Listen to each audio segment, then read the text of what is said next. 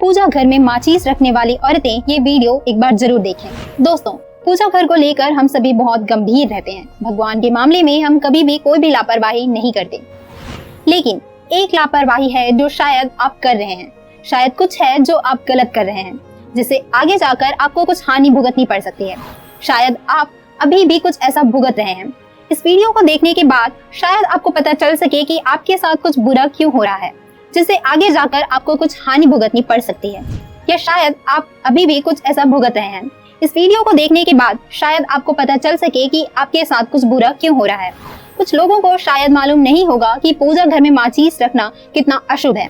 माचिस क्यों नहीं रखना चाहिए, ये जानने के लिए बने रहिए हमारे साथ, और उससे पहले आप हमारे चैनल को सब्सक्राइब जरूर कर लीजिए। साथ ही बेल आइकन को भी प्रेस कर दीजिए ताकि आगे आने वाले सभी नोटिफिकेशन आपको समय पर मिलते रहें।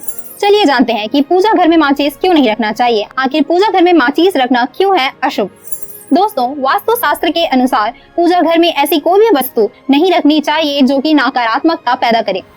यही कारण है कि पूजा घर में कभी भी माचिस नहीं रखना चाहिए, क्योंकि माचिस नकारात्मक ऊर्जा का प्रतीक होता है। इससे घर में नकारात्मक ऊर्जा प्रवेश करता है और घर की सुख समृद्धि बाहर चली जाती है। घर में हमेशा कलेश रहने लगता है और सारे बनते काम बिगड़ने लगते हैं। इन नेगेटिविटी से बचने के लिए हमें माचिस पूजा घर से दूर रखनी चाहिए।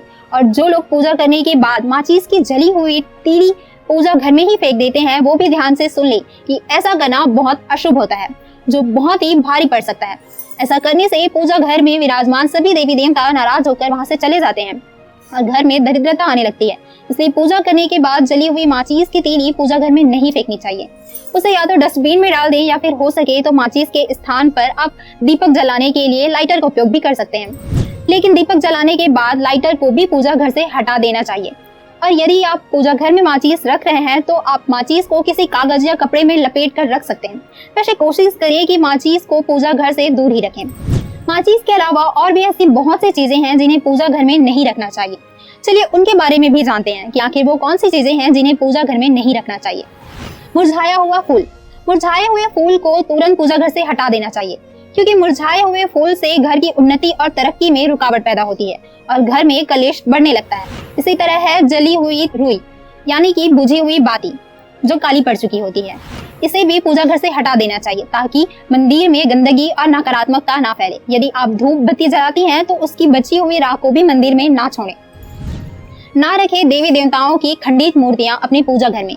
हमें पूजा घर में देवी देवताओं की खंडित मूर्तियां यानी कि टूटी हुई मूर्तियां नहीं रखनी चाहिए, क्योंकि पूजा घर में देवी देवताओं की खंडित मूर्तियां या तस्वीरें रखना घर में कला, धन की हानि और बीमारी का कारण बनता है और जीवन में बड़ी विपत्तियां ला सकता है। इसी तरीके से पूर्वजों की तस्वीरों को भी मंदिर में नहीं रखना चाहिए।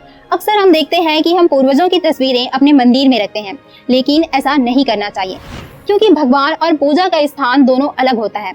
बेशक आपके पूर्वज आपके लिए पूजनीय हैं, लेकिन इसका मतलब ये नहीं कि आप अपने पूर्वजों को भगवान का स्थान दें, क्योंकि भगवान और पूर्वजों का स्थान बिल्कुल अलग है।